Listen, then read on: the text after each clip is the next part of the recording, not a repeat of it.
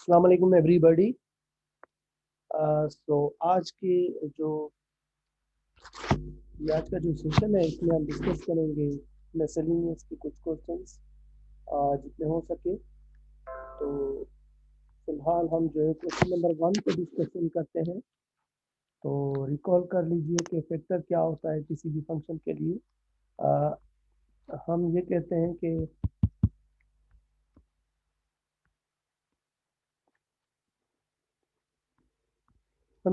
कि x minus ए ये F of x का फैक्टर होता है कब, जब f के अंदर ये वैल्यू पुट कर दी जाए तो ये 0 हो जाए। तो क्वेश्चन नंबर 1 में सबसे पहले ये कहा जा रहा है कि शो करें, एक फंक्शन गिवन है, हमें पॉलिनोमियल गिवन है। कहा जा रहा है कि शो करें कि वो जो एक्सप्रेशन है जो पॉलिनोमियल है जिसको आप फंक्शन का नाम भी दे सकते हैं, उसका एक फैक्टर है x+1, चाहे k की कोई भी वैल्यू आप ले लें। तो ये x+1 कब फैक्टर बनेगा, सॉरी 1 कब फैक्टर बनेगा किसी भी फंक्शन का या एक्सप्रेशन का या पोलिनोमियल का? ये तब बनेगा जब f के अंदर हम -1 पुट करें और ये 0 हो जाए। तो हम ये बस शो कर देंगे कि इसके एक्सप्रेशन के अंदर जब x की जगह -1 पुट किया जाएगा तो ये 0 हो जाएगा। तो आप चाहे तो डायरेक्टली आप x की जगह -1 पुट कर सकते हैं। और एक्सप्रेशन क्या है आपको पता है, एक्सप्रेशन ये है, ये क्वेश्चन 1 है आपकी जो है मिसलेनियस का, और वो है x³ plus k-2 whole square, sorry k-2 into x square, और उसके बाद है हमारे पास प्लस का k-7 इंटू एक्स और -4। इसको मैंने नाम दिया है एफ ऑफ एक्स का, अगर आप चाहें तो आप भले ना दें। तो अब इसके अंदर मैं x की जगह -1 पुट करूँगा।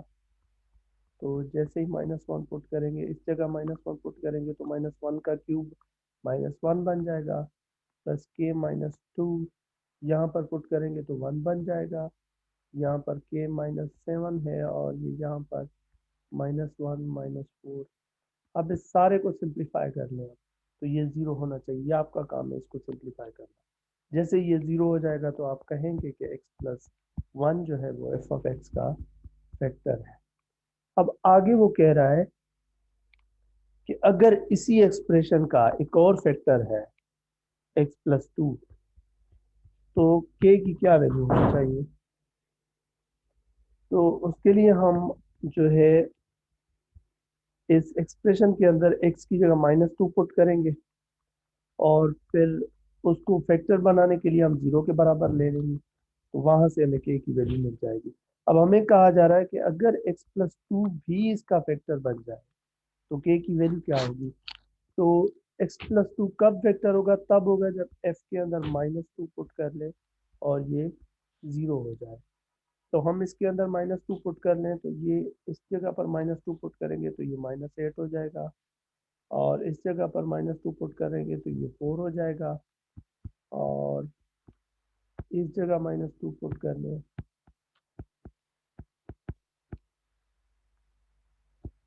-4 इक्वल टू 0।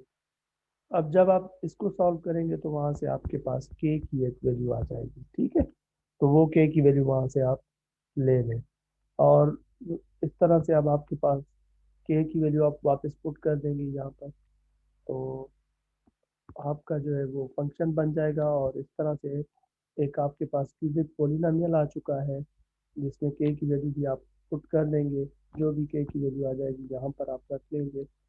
अब ये जो पोलिनोमियल है ये आप k से बाहर आ जाएगा, मतलब वो k नहीं रहेगा, आप k की कोई इसके अंदर वैल्यू होगी, और जो भी हो वो आपने लिख लेना। और आपको अब कह रहा है लास्ट में कि इसका थर्ड फैक्टर फाइंड करें। एक तो फैक्टर इसका x+1 है, दूसरा हमने x+2 कर लिया, आप थर्ड को कैसे फाइंड करें।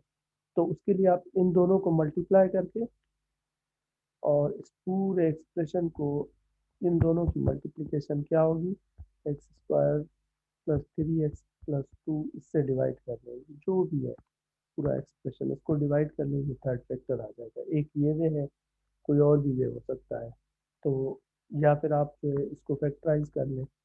बस दो फैक्टर आपके पास है तो इन दोनों की प्रोडक्ट से इसको डिवाइड करके इस वाले को आप तीसरा फैक्टर ले आए।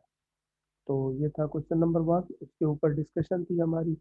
अभी इसी तरह से हम क्वेश्चन 2 के ऊपर चलते हैं। तो क्वेश्चन 2 में क्या है, क्वेश्चन 2 को देखते हैं अभी।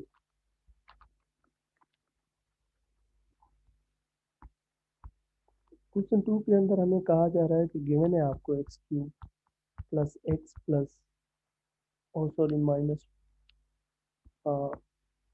ये माइनस है यहाँ पर, और ये बराबर है x² plus x -1 × x−1 plus ax plus b पे, इसके बराबर है, ठीक है।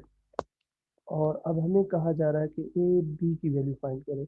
तो एक तो आपने बहुत अच्छा मेथड पढ़ा हुआ है कि आप एक्स की जगह 1 पुट कर लें, जैसे ही 1 पुट करेंगे तो ये 0 हो जाएगा। तो ये a प्लस बी आपके पास आ जाएगी इस साइड से, एक्स की जगह 1 पुट करने से, और यहाँ पर 1 पुट कर लेंगे तो ये आपके पास -2 दे देगा। इस तरह से आप एक और वैल्यू कोई भी पुट कर लें एक्स की, तो दो ए और बी की इक्वेशंस आ जाएंगी, उनको सॉल्व कर लें।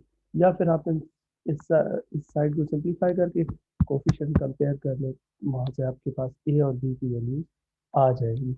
अब जब ए और बी की वैल्यूज आ जाए तो फिर वो कह रहा है hence or otherwise find the remainder, remainder फाइंड करें कब, जब x³ प्लस x−4 को हम डिवाइड कर रहे हैं किससे,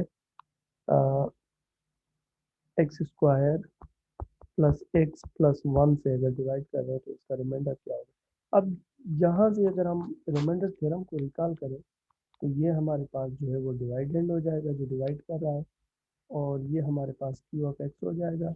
तो फिर ये हमारे पास जो है वो रिमाइंडर हो जाएगा। तो सिंपली ए और बी की वैल्यू पुट करके वहाँ से आपको कर लें, तो ये आपका रिमाइंडर होगा ax प्लस बी। लेकिन ए और बी की जो वैल्यू आपने फाइंड की है तो यहाँ पर आपको करना है।